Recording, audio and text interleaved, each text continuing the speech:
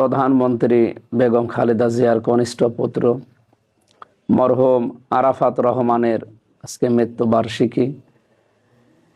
আমরা তার রুহের মাগফিরাত কামনায় বাংলাদেশ জামাত ইসলামী কুষ্টিয়া সদর 3 আসনের উদ্যোগে আজকে আমরা মোনাজাতে তার জন্য মাগফিরাত কামনা করার জন্য বসেছি।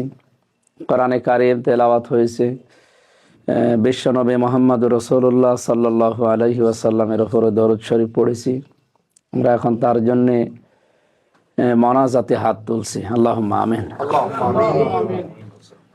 রব্বানা আতিনা ফিদ দুনিয়া হাসানা ওয়া ফিল আখিরাতি হাসানা ওয়া কিনা আযাবান নার ওয়া আদখিলনাল জান্নাতা মা'আল আবরার। রব্বুল আলামিন আমাদের বাংলাদেশের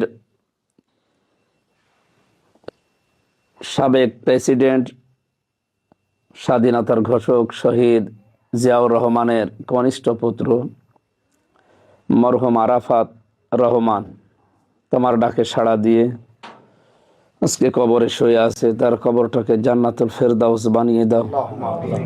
তার জীবনের যে ভালো কাজগুলো আছে এগুলো মঞ্জুর করো। তার জীবনের অন্যায় কাজগুলো আল্লাহ তুমি মাফ করে দাও।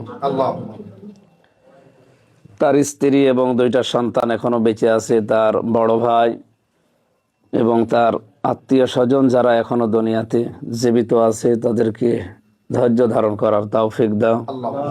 তার ইতিম 2টা সন্তান এবং তার স্ত্রী বিধবা স্ত্রীকে তুমি হামি ও নাসির হয়ে যাও। রব্বির হামহুমা কামা রব্বায়ানি সগীরা, রব্বির হামহুমা কামা রব্বায়ানি সগীরা। আল্লাহ তাআলা তার শ্রদ্ধাভাজন আম্মা কিছুদিন আগে আমাদের ছেড়ে চলে গেছে।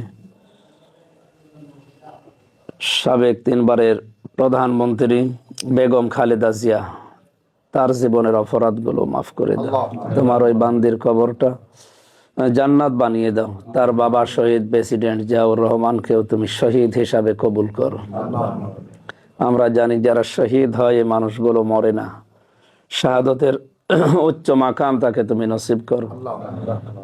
আমাদের সবাইকে কবরে যাওয়ার আগে কবরের সামান জোগাড় করার তৌফিক সবাইকে তুমি দান করো। এই দেশটার উপরে তোমার রহমত নাজিল করো। সবাই মিলেমিশে দেশটাকে গড়তে পারি সেই সুযোগ করে দাও। বারাকাল্লাহু লানা ওয়া লাকুম ফিল কোরআনিল আযীম। আল্লাহুম্মা সাল্লি আলা মুহাম্মাদ ওয়া আলিহি ওয়া সাহবিহি ওয়া বারিক ওয়া